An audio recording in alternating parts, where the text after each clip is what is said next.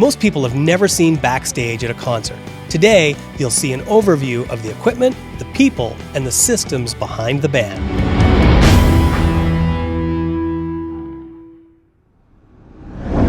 Thanks for joining me at Smith Music. My name is Paul Smith, and I bring you in the studio and backstage, as well as do gear reviews and show musicians how to build careers. In general, the systems for small events are the same as they are for major events. The only thing is that the scale and the level of detail changes. Here's the checklist of what needs to be planned for every event, small or large. You need to plan for the crew. For small events, musicians will have to do all the crew roles and play music as well. For larger events, these roles get separated and more specialized. Here's the general teams that are needed for any event.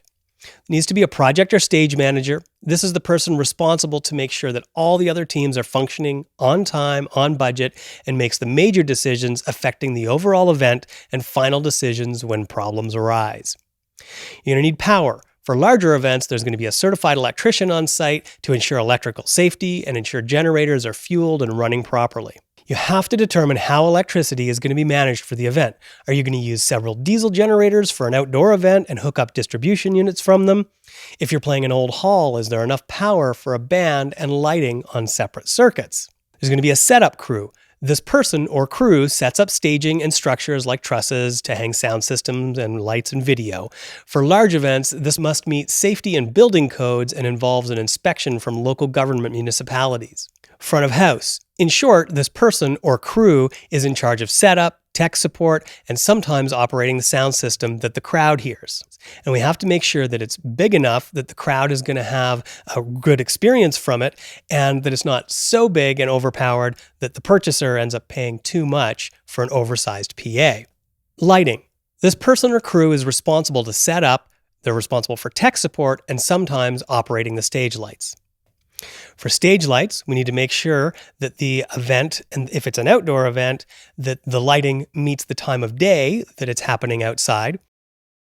Like lighting in front of house, for monitors, this person or crew is in charge of setup and tech support and sometimes operating the sound system that the band hears. Most crowd members don't know that the band hears something totally different than the crowd hears. They have no idea what it sounds like to the crowd.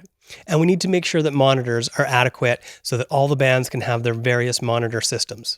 If you're finding this video helpful, I'd really appreciate you liking and subscribing to the video.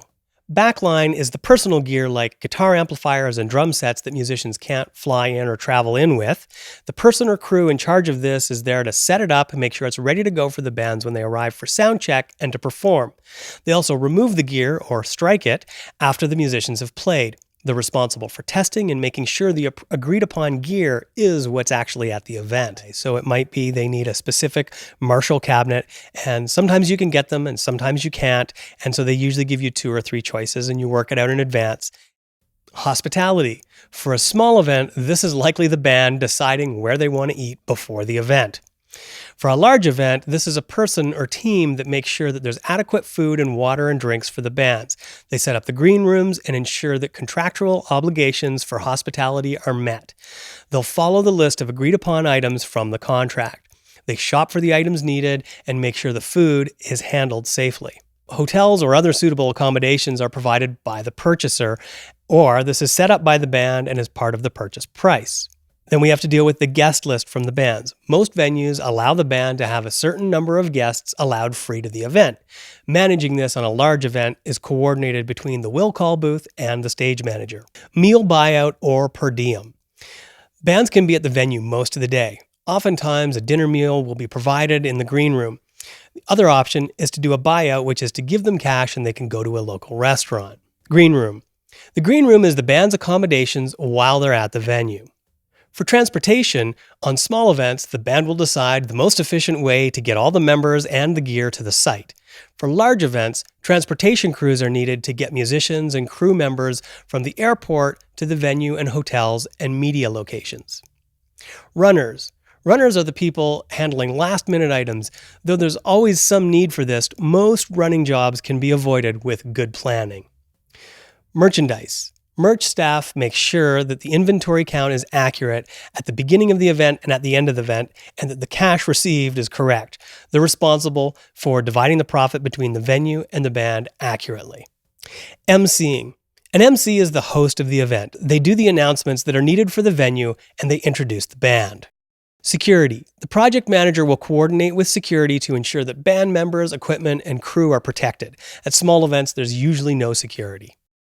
These are the general teams that need to work together to ensure that the fans, the purchaser, and the talent have what they need. I'll be going into detail on each of these items in upcoming videos as we take you backstage. If you have questions on what happens backstage, post them in the comments and I'll be glad to answer them. To find links to any equipment or software used in this video, check out the description.